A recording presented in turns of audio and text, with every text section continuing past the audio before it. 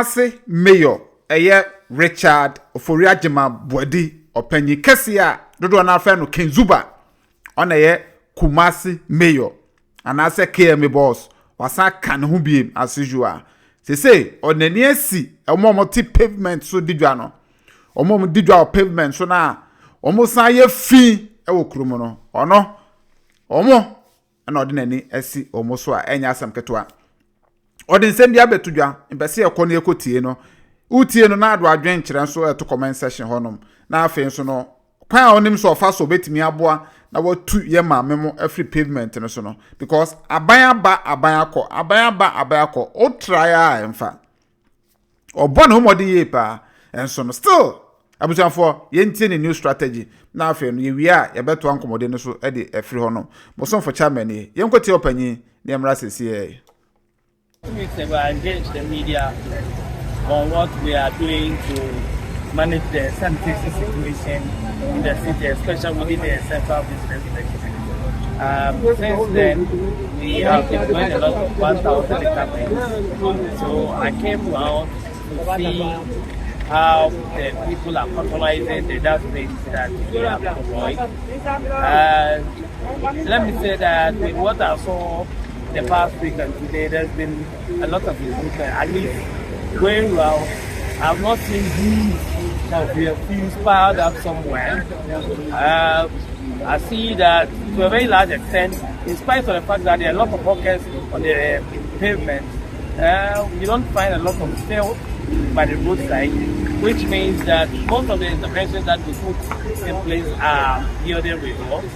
I'm going to continue to monitor its implementation to make sure that it meets the targets that I set to achieve. So far, there is good. Just that they have decided that I'm not going to allow any second-hand seller to be anywhere close to the zoo area and the entrance to the terminal. As you can see, this whole track are left over worn-out shoes that could not be sold, that they have left in the media. So if I don't allow you to come here, you leave me this kind of place for me to deal with. So I've instructed that nobody sells this hand shoe in this and from here, I'm going to drive to the bank basket to see how that place is going. I'm going to bank basket to make sure that what we set to achieve with our income. But so far, I think I like what I'm seeing. It is not convenient for us to have people selling on the pavement, but because of the many construction of marketplaces that are going on in the city, they have all had to come. We are trying to accommodate them. We are human beings, you know, we govern people. And so sometimes when we have to overlook certain things for them to survive, we would overlook for them to make ends meet. They have kids at home, so we do want to stretch them too much, but they should also not stretch us too much. So when we talk to you that where you are, keep the place tidy, make sure that your rubbish that you are making around the place,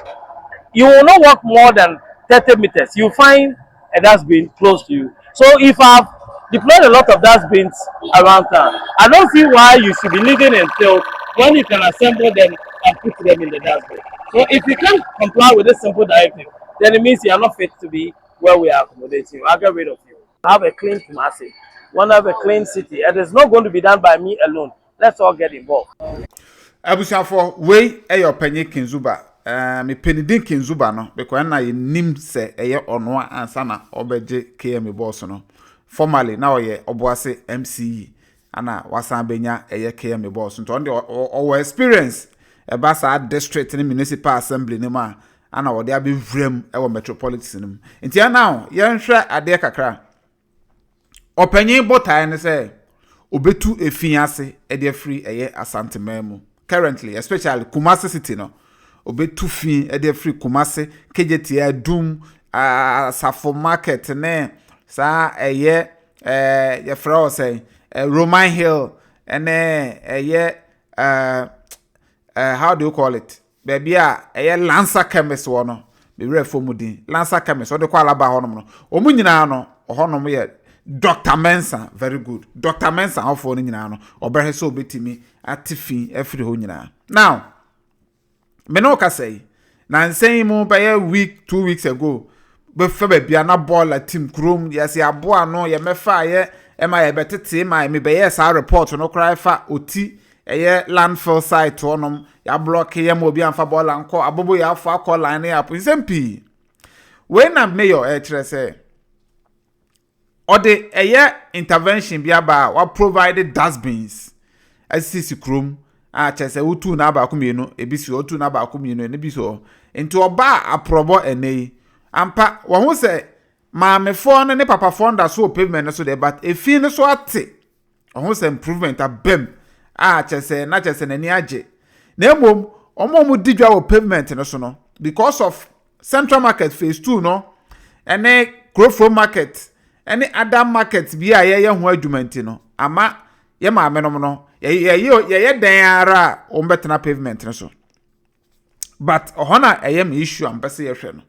because pavement ne so tena ne de abusuanfo omutu den mesi pavement no so tama eye kinzuba ase oba afoforo okọ clear ufri g runabout e de bazu dan ho a okọ clear mu free ho na obi e ka na waya de na in fact ye betena akra bo na baso bebre any 1 week ana dwadifo ne sambae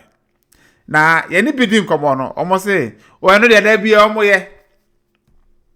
KMA for de da bia ombetu ye nso ye ba de bia we no many abre ama ya mo omo anansa omo mabi ampa omo sambe gu ho no ma na chesa bibia e wo ho no now ya ma me no mo te pavement no so se omo wo Central Market ana ebetu omo ye betu omo no ye de bi ko Abinchi Market ye de bi ko race course Suame Market Bantama ye de bi kura kwa ado ato market ho enso dodo na anko because omo ko ba ku mienu miensa na otwe no omo se dwadie no ema obi ama ho omo nnuanum bi edikan ebetena pavement no so ama no mu dwadie no de ekọ enkan yanka hwe emomotena ho no mu nyina move kakra every all these places no mu be good pavement no so ampa ema omo ma jeje shop no so na stores no mo so onom so no start so mo complaining and so pavement for no door so chen because o store anymore no won kwa waje shop na o store na anymore no wanimo onom no pavement omo moto edidi o pavement betima be say 4 5 or store anymore o timi no mo nyina nko na de sign yakra na say KMA for no omo tax force for ne ba around o mbajo muska ye jidwadi for mo didwa kejetia na edom ni sika ye jiji sankrofo ni nyina sika including kai for ni nyina ajo bi sika enti say ya beji ni sika no ono no feel say anana adwe ne say ene o authorize so be didwa ho no be di obeto no ma e wo sa bia ho no ana KMA Boss ka say ontimi mpamo mo because of omanu aduane ne manoma bia okenti ebi wo ma ofie ne mutie video no nsa na okasa ansem no ba no kura omne say ye mfa no ntenchan so mo wo ma na eyo ontimi ntuomo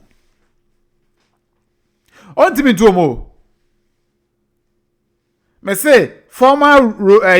regional minister Opanyi Samosemes yeah ontimi ntuomo pavement for no omatikuo kejetia Pavement Traders Association omatikuo untimi ntuomo da because unya kan ya omo nka ko no kra no mudidwa o street ne pavement no so no munya dom ho agim ye nto aba the moment I nto aba no bebam no munyina obi atabo ma for sale ton na afi kasa kro muntimi nka bie na the pressure mobaka ya eyo panye kinzuba ekotu mami bi o choba e wo pavement ne so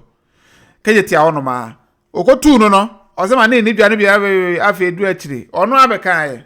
course e ba ne so no dwato a e ba no afi nipa omode ba no ontimi twoma no ngofom enti ma me na me no kasa bi sine oda so to ko yese o ye party babapa a chese o support party no campaign ma me ne di fufuo ni ye wo honom na nya asem ketoa enti ne me no kasa oda so ha odi owo ni fufuo to pavement ne so enti no sa na akwakoye pavement for ne de omutu eden ontimi tuomo ana even kra ye wie Central Market phase 2 na enyo munya na benye sika akwa shop no still ti sempanifo anhwe no man pe kwa afoforo ampa asase wo baabi no man hu soro mesia na be say this week abaye di congestion ni akotena ho 3 months ni asabe di congestion emfa aje se bia omu gina onom twan onom so be chechirem so mu ni soja for ni police for because mu ko fa soja for ni police for no mu twa mu ka e dey sika kora adwo no omu ano ohye mo omo ntinye de bia no betima nya omo abuja for me say pavement for ni sutu no ten say dey esi dwene no san kokko anu atu omu nyina da bi ontimi omu dozo oba ya ontimi utu omu ne chomba samba onsembe gene ontimi ntu omu why o ma ya ono abo sampan kra de wan try kra ono de ono se ba akupipi no be fame regional minister na de time ni ase so betu omu amfa nti pavement for ne de o ma san article no ano ohyitu but se o manage efi no and the wire there or the dustbins abesisi krom so mo mfa ngum bola ngum no se de be ya robbers ne ya nanam form ne fi krom ba start tan na so betene de a great intervention a betima ka se KMA Boss abono modern aye na dwadifo no de hwe se de normal pa ese sum pavement so aye bi gu form obi so shop na wonum no entino oduro no ma omo shops onum no kwa no mo ni dwate so omo kwa no say no more complaining so sad and so unfortunate but sana akwakoye entino say ye wie phase 2 na ebete so dodo na abekọ enyom nyina de ene nyina nim se enyom nyina ba dodo na abekọ ye wie crofo market no so a ebetwe dodo na e de akọ ohona na ni solution a ope no ne nsa ebeka nti se ya anya crofo market ya anya phase 2 no na o ma nhwe na o ma complete ni ye na o ma nko a ebeyere yes as simple as ABCD abusafo KMA Boss no o for so betu mu but otu entu na meka tro ontimi ntu mu otu ayentu wa try so still baba no mda so ho no mo de dwa to anso namu ahemfo na etutuntum aba obeda atwe na nanu awofom ontimi ente no sa na akwakoye achado do problem no okwa akra na hwese de omu ye di congestion size omu ye na Kumasi ante sa o mesi akra otum say squad di ekire ye pejo adaka no ne abobo ne ase ne da guka ka di ekire a elodu ye so no man ne ye de ko ahase nso de ohun say se obi ade ye no mu na ekasa ye peja no man nso a ne ye de ko KMA ya ade mu wonom ukohwia osika ne esan de ama tinipa no ede obeye adwuma no nyamfaso 1000 na obefa no man ko na se o mbeje ne 300 na 200 obetua because still wanya ne mfaso yes obedi dwa no obenya 500 na obe charge ne 100 cedis se obe to no ma obefa no na ko be charge 100 cedis obetua na ote wono a very serious issue but me akasa metia no menim ko mbefa so mbeye no because asem na ye credit card pavement no so wadwen chere say you think say possible mbetima bibi afa ho ana because chance na ko mbetima say ne dia agensemu say ne dia eka chance na mo betu mu o Central Market wonum mo ba kakra na nka mo ye pe kwan bi so a anka to twae ye do mo ko go race course mo nko na mo pe kwan bi so ye no by force anko mo ko ye say there me say age baby a udu kroma baby a onya baby na do na si areho abusanfo COVTVGHANA mo so for chairman ni me hu anra be kire na mo so hu se de no masi ko ma me hu adwen kire comment section wonom wo feel say KMA Boss o we ya na si one time o kona ni mienu no aba na chi 4 o kona ni mienza no o kona chi 5 sa no ya na because aso otwa no asabesi na chi otwa no asabesi na chi obo no modern for so because nke ya ma ne kwan a megidi sanko de na edibi ebe sa no man so emfa Asante region be no why inside sa region we na no ye interview honorable Sampan former KMA Boss o say region we ohun bi da Sa na interview former regional minister no say ka. O say Ashanti region. Ohun bi da. Den we ye panyin wo ho no ma. Jai. Enye easy. Man hwe kra no wife benya problem. Na me ka kire because ye was busuan sorry ba damfo ma me nwa panyin wo fast. Sa no ma na je adwuma wo no. Sa extended family need some family friends ne sa yes mamre ni amane ahen for some ne me say oboa it was big problem I don't ne abusafo ma dwen kire ebesi ase ma me ton ka comment section o fele say ye ne say na beboa KMA Boss na foto be na ade ma no onye ne sen omunye ne sen pa no muntimi ntu ye ma me mu ana omun regulate omu na ema kromu na ho nipa nam street mu na o san kefa pavements so obi anam street mu. All right, ahaya COVTVGHANA moson for chairman ni your YouTube, your Facebook edina still remains COVTVGHANA COVTVGHANA na me fa akonya we so am obi ate say your WhatsApp group you no ma nipa bonefo bi aba be frem a ode edinam say ye Zoom meeting openfo ye nye Zoom meeting bia enra mpenfo be bri alert me Emma me send message to platform no so by bia wanti o hwem ya me so te ase say voice we eno an voice eda sa number na egu screen ase no so kwa na number obia ni ho a obefrew not even me see a Zoom meeting to mo say number fufuro bi frew na o say COVTV for ye Zoom meeting till code we ba phone so code ne ba na boma no waje WhatsApp number no waje WhatsApp account na from sem onam na boko ni man pe obe take over na waje account na no dom de ye on be sende onam fofo wadwuma yefo ne abusuafo be sende message amomo say opiska no hamba kire no fa send no asama different number say fesiso onya hu ne sa pe say ade bia ye code password bia na me so dwene hu mienu say mpo enye COVTVGHANA for kwa na nipa ne fra in your entire life obi fra ananya message bi na nipa ne fra say bubo code no amia oboa channel so na beboa me do besia makramo bye bye.